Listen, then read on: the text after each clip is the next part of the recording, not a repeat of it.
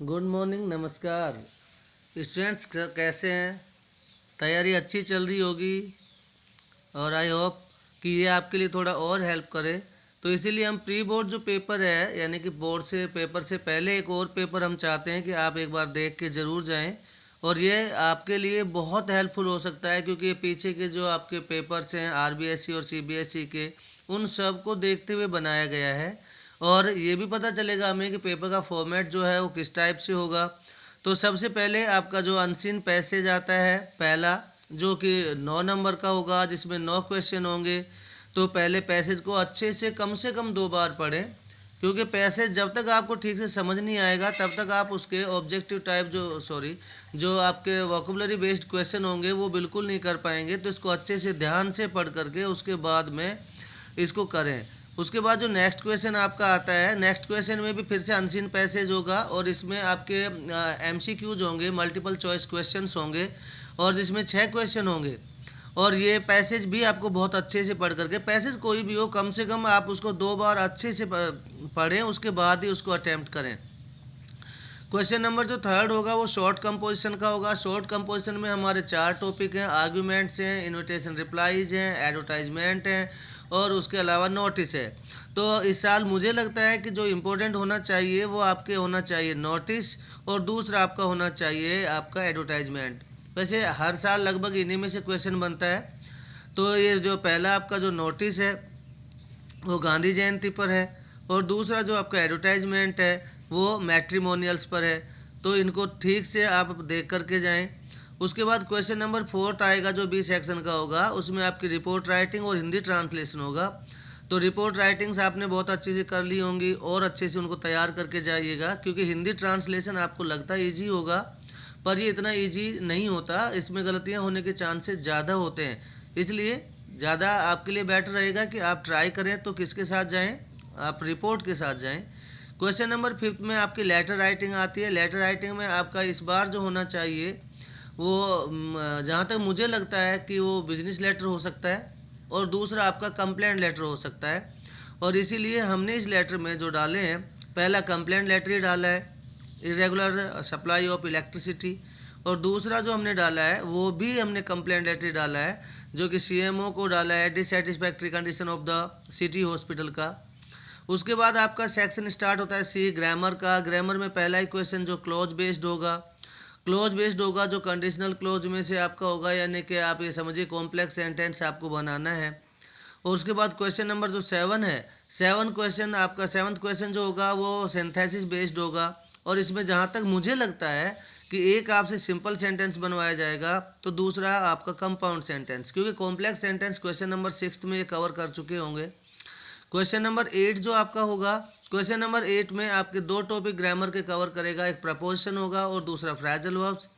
तो प्रपोजिशन और phrasal verbs जो हैं इनके क्वेश्चन आएंगे। तो आपने पूरी तैयारी कर ली होगी, आप अपनी अच्छी तैयारी के साथ जाएं, प्रैक्टिस के लिए एक बार इन्हें ज़रूर देख लें।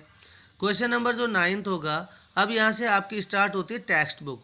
तो क्वेश्चन नंबर जो 9th है, 9th क्वेश्चन में आपका जो फ्लेमिंगो बुक है उसमें से आपका एक पढ़ा हुआ कोई भी लेसन जो है उसमें से एक पैसेज होगा, और उसके नीचे आपके क्वेश्चन होंगे, 6 क्वेश्चन होंगे।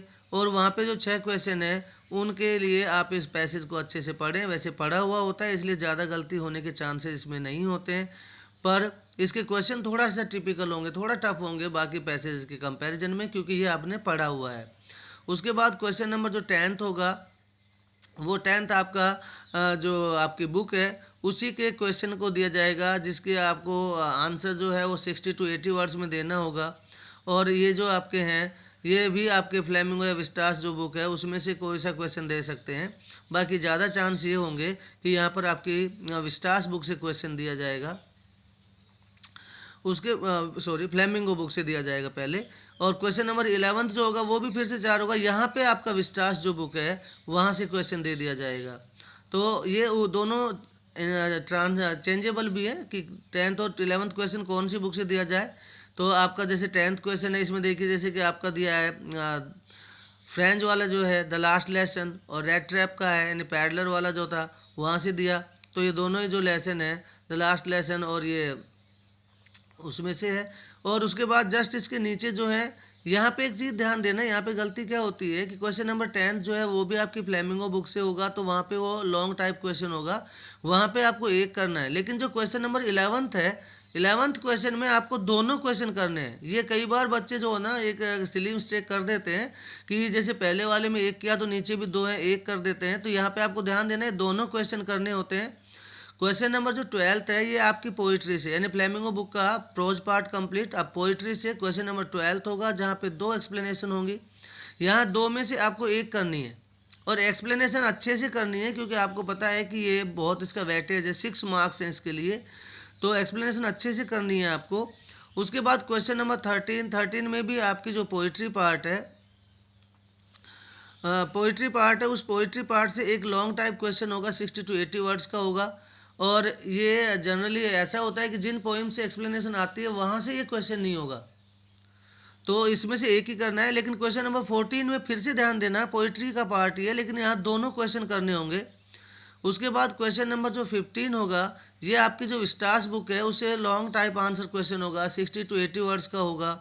उसके बाद क्वेश्चन नंबर 16 जो आपका आएगा, उसमें भी विस्टास बुक से ही आपके 2 क्वेश्चन दिए जाएंगे, जो कि शॉर्ट आंसर टाइप क्वेश्चन होंगे, तो यहाँ पे दोनों करने हैं। और क्वेश्चन नंबर 17 जो होगा, इसमें 6 क्वेश्चन होंगे और सारे MCQs होंगे, मल्टी चॉइस क्वेश्चन होगा।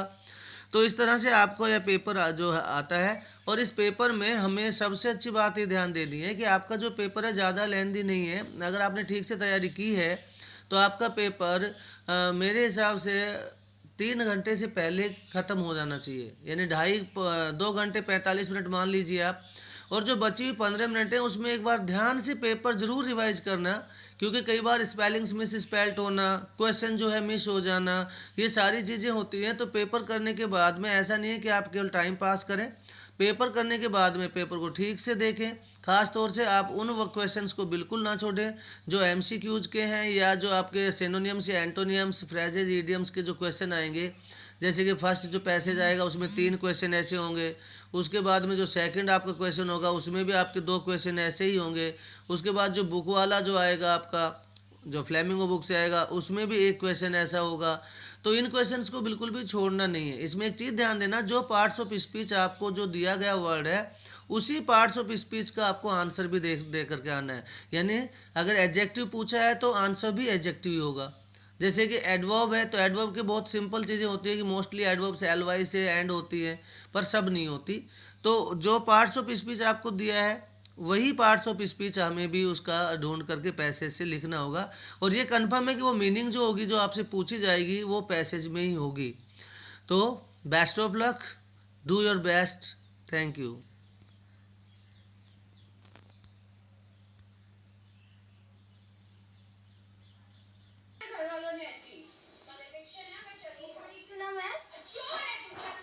दो कोड़ी की छोर गिरी